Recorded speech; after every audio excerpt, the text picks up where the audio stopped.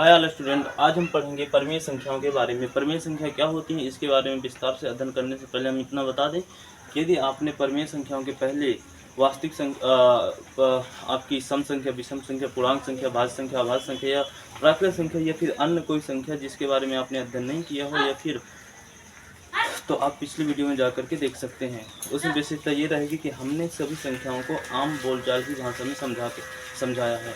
आप जाकर के देख सकते हैं। आशा है कि आपको अवश्य समझ में आएगा। आज हम चलते हैं परमेय संख्याओं के बारे में। परमेय संख्याएं क्या होती हैं? परमेय संख्या ऐसी संख्या होती है जिसको हम p बटे q के रूप में लिख सकते हैं, अर्थात बटे के रूप में लिख सकते हैं। नहीं समझ में आया? आराम से समझते हैं। परमेय संख्या क्या होती है? परमेय संख्या का मतलब ये होता है ऐसी संख्या जिसको हम बटे के रूप में यानी कि भिन्न के रूप में लिख सकें। जैसे कि आपकी 3 हो गई। 3 के नीचे जैसे कुछ नहीं है ना, 3 के नीचे कुछ नहीं है ना, तो इसकी आपको ये तो मालूम ही होगा कि जैसे किसी भी संख्या के नीचे यदि कुछ नहीं होता है तो उस संख्या के नीचे एक जरूर होता है। किसी भी संख्या के नीचे यदि कुछ नहीं होता उसकी संख्या एक होती। आपने ये कहावत सुनी होगी कि जिसका कोई नहीं उसका एक होता है, अर्थात जिसका कोई सहारा नहीं होता है उसका एक ऊपर वाला होता है। वैसे ही देखो यहाँ पर 2 जैसे हमने दे दिया कि भैया आप बताइए 2 बटे में 3, 2 बटे में 3 एक परमेय संख्या। हमने कहा कि हाँ जी, आपको इतना बता दें कि परमेय संख्या को हम क्यू से प्रदर्शित करते हैं। परमेय संख्या को हम क्यू से प्रदर्शित करते हैं, ठीक है। और परमेय संख्या की परिभाषा होती है ऐसी संख्या जिसको हम p बटे q के रूप में लिख सकते हैं। अन्य आपकी बुकों में ये परिभाषा चेंज हो सकती है। कौन सी परिभाषा हो सकती है? उनमें ये हो सकता है p बटे q की जगह हो सकता है a बटे b, c बटे q, या फिर हो सकता है कि भिन्न के रूप में या फिर बटे के रूप में। ये शब्द चेंज हो सकते हैं, तो आपको कन्फ्यूज होने की कोई आवश्यकता नहीं है। इधर चलते हैं। तो आपकी 2/3 बटे के रूप में है कि नहीं? बटे के रूप में है जी। तो बटे के रूप में है इसका मतलब ये परमेय संख्या होगी, यानी कि ये बटे के रूप में लिखी है।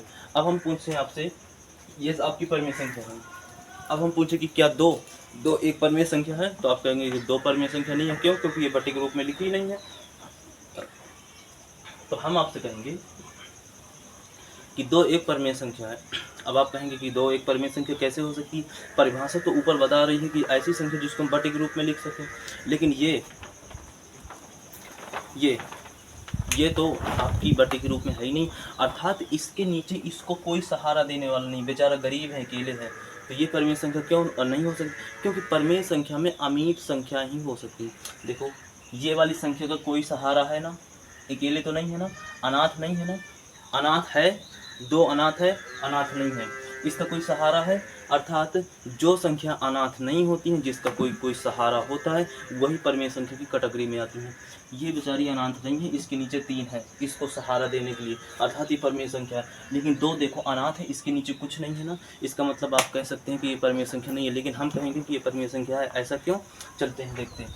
आपने ये कहावत तो सुनी होगी कि जिसका कोई नहीं होता है उसका सहारा एक होता है, अर्थात गरीबों के लिए या फिर कमज़ोर लोगों के लिए ये जो आपकी थ्योरी है, या फिर कह सकते हैं कि एक कहावत है कि जिसका कोई नहीं होता है उसका ऊपर होता है, खुदा होता है, भगवान होता है। ऐसा आपने सुना ही होगा। तो ये बेचारी 3, ये 2 एक बेचारी अकेले है, इसका कोई सहारा नहीं है, तो इसका सहारा देने के लिए एक आएगा। क्या आएगा? इसका सहारा देने के लिए एक आएगा। अब बताओ, इसका सहारा है तो है, तो क्या 2 आपकी परमेय संख्या होगी? होगी। आपको नोट अब जैसे कि आप हम देख लेते हैं, क्या ये आपकी परमेय संख्या है? वो जी कह देंगे हाँ ये जी तो परमेय संख्या हो सकता है, लेकिन ये दशमलव की है और दशमलव की परमेय संख्या नहीं। हमने बताया, इधर आप नोट्स में देखिए, धन की तथा माइनस की, प्लस की, धनात्मक का मतलब होता है प्लस की, ऋणात्मक का मतलब होता है माइनस की, तथा दशमलव की चाहे धन की हो, चाहे प्लस की हो, चाहे माइनस की हो या दशमलव की हो, सभी संख्याएं आपकी परमेय संख्या की कैटेगरी में आती हैं। वो फिर चाहे बटे के रूप में लिखी हो चाहे ना लिखी हो। यदि बटे के रूप में नहीं लिखी होंगी अर्थात अनाथ होंगी तो उनका सहारा एक होगा, अर्थात वो परमेय संख्या हो जाएंगी। और यदि उनका कोई सहारा है तो वो तो वैसे भी परमेय संख्या ही है। लेकिन दशमलव की संख्या देखो, इसके नीचे भी कोई नहीं है ना, तो इसके नीचे सहारा इसका एक होगा। अब बताओ ये परमेय संख्या होगी? दशमलव की है, इससे हमें कोई फर्क नहीं पड़ता, क्योंकि दशमलव की संख्या भी आपकी परमेय संख्या होती हैं। अगर हम इसमें माइनस कर दें, ये भी परमेय संख्या है, हो जी हाँ परमेय संख्या है। अच्छा एक क्वेश्चन और, 2/0, क्या 2/0 परमेय संख्या है? कह देंगे आप, बहुत सारे लोग कह सकते हैं कि ये परमेय संख्या है, बहुत सारे लोग कह सकते हैं कि ये परमेय संख्या नहीं है। कैसे? बहुत सारे लोग एग्जांपल देंगे कि भैया देखो 2/0 है, इसका अगर भाग देंगे तो इसका आंसर आएगा 0। और जीरो के बटे में कुछ हो ही नहीं सकता। आप जीरो के बटे में एक लगा सकते हैं, वो जीरो ही हो जाएगा कि नहीं हो जाएगा। तो जीरो के बटे में कुछ भी लगाइए कोई फर्क नहीं पड़ना, जीरो ही रहेगा। वो देखने में लग सकता कि बटे में कुछ है, इधर देखने में लग रहा है ना कि बटे में एक है, लेकिन वो असलियत में जीरो ही है। तो आपका 2 बटे में जीरो तो आपका परिमेय संख्या हो ही नहीं सकता। हाँ, नहीं हो सकता ये परिमेय संख्या। इसके लिए हम कह सकते हैं कि परिमेय संख्या नहीं हो सकता है। क्यों नहीं हो सकता? क्योंकि इसका तो सहारा कोई नहीं है ना, इसका सहारा कोई नहीं है ना। इसका सहारा जीरो, जीरो कौन सी होता है? जीरो तो कोई नहीं होता है, भगवान भी नहीं है। अब जीरो का मतलब भगवान भी इसका सहारा नहीं है, और जिसका कोई सहारा नहीं है, अनाथ, तो उसको परिमेय संख्या कहलाने का कोई अधिकार नहीं है। और इसको गणित की भाषा में क्या कहते हैं? गणित की भाषा में इसको कहते हैं आप P/Q, इसमें से कह सकते हैं P/Q comma cube not is equal to, बराबर को इज इक्वल टू बोलते हैं जीरो। यानी जो बटे की संख्या होती है वो जीरो नहीं होना चाहिए। बटे की संख्या यदि जीरो हो गई, बटे की संख्या जीरो हो गई, तो आपकी परिमेय संख्या नहीं होगी। ये मैथ की भाषा में बोलते हैं, लेकिन हम अपनी भाषा में क्या बोलेंगे? जिसका सहारा जीरो हो गया, उस वो परिमेय संख्या के कहलाने की योग्य नहीं रहेगी। आपको परिमेय संख्या के बारे में पूर्णतः विस्तृत रूप से जानकारी मिल गई। एक छोटी सी जानकारी जी आपको देना चाहिए। तो आपकी जो ये अंडर रूट वाली संख्या, अंडर रूट वाली संख्या आपकी परिमेय संख्या होती है? नहीं होती है अंडर रूट वाली संख्या। यदि अंडर रूट के अंदर 4 है तो भी ये परिमेय संख्या नहीं होगा। हाँ, जब इसको आप बाहर निकाल लोगे गुणनखंड करके, आप जब इसको बाहर निकाल लोगे तब जाकर ये परिमेय संख्या होगा। जब तक ये अंदर है तब तक ये परिमेय संख्या नहीं होगा। जैसे कि आपका इसका तो गुणनखंड होगा नहीं, ये अंदर बाहर आएगा भी नहीं, तो इसके लिए वैसे भी ये परिमेय संख्या, ये देखो बाहर आ भी सकता लेकिन तब भी ये परिमेय संख्या नहीं होगा। और ये बाहर आ नहीं सकता तब भी ये परिमेय संख्या नहीं है। इसका मतलब ये भी परिमेय संख्या नहीं होगी आपकी, तथा ये भी परिमेय संख्या नहीं होगी। लेकिन ये अगर बाहर ये आ जाएगी तो ये आपकी परिमेय संख्या हो सकती है। अर्थात अंडर रूट की सभी संख्याएं आपकी परिमेय संख्या नहीं होती है। समझ में आया आपको? इनकी दशमलव की तथा माइनस की, प्लस की या बटे की सभी संख्याएं आपकी परिमेय संख्या होती हैं।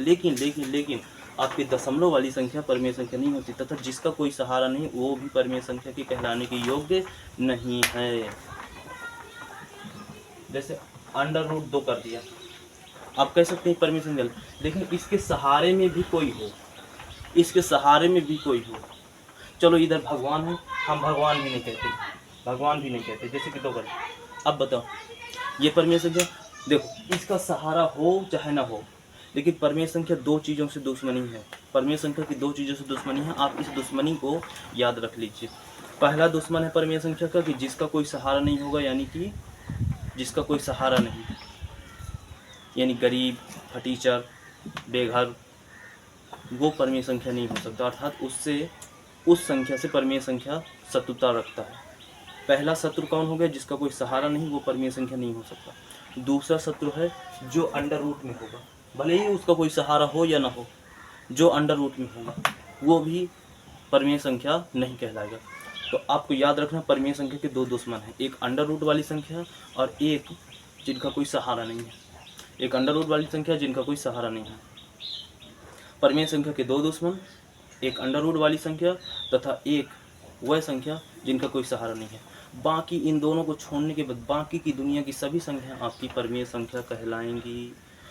तो आपको आशा करते हैं कि आपको परिमेय संख्या के बारे में विस्तृत रूप से जानकारी प्राप्त हुई होगी। अब हम थोड़ा सा एग्जाम्पल लिख देते हैं।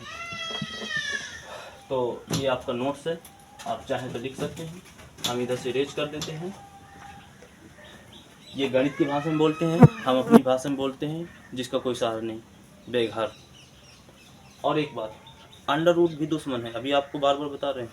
2 ही दुश्मन है परिमेय संख्या के, बाकी की दुनिया में सभी संख्याएं आपकी परिमेय संख्या के, बाकी की दुनिया की सभी संख्याएं आपको परिमेय संख्या से प्रेम करती हैं। बाकी 2 ही दुश्मन हैं। तो दुश्मन केवल 2 हैं, ज़्यादा नहीं है। तो आपको याद करने की कोई दिक्कत नहीं होनी चाहिए।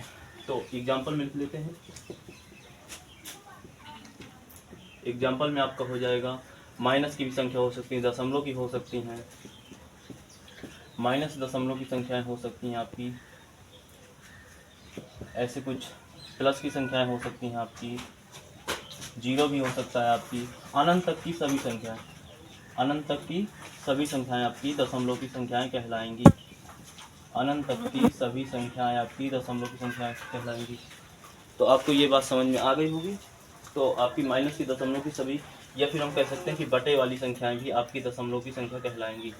जैसे कि आपकी ये हो गई, बटे की भी संख्या हो सकती है ऐसे, ऐसे हो सकता है, और हम विस्तृत रूप से लिख सकते हैं ऐसे करके माइनस की 2.2 बटे में 4, या फिर कह सकते हैं कि आपका 4 बटे में 4.1। ये सभी संख्याएं आपकी परिमेय संख्या कहलाएंगी। आज के लिए इतना ही। पिछली भी और भी अन्य संख्याओं के बारे में आपको जानकारी प्राप्त करनी हो इसी तरह से, तो आप पिछली वाली वीडियो में जा सकते हैं। आज के लिए धन्यवाद।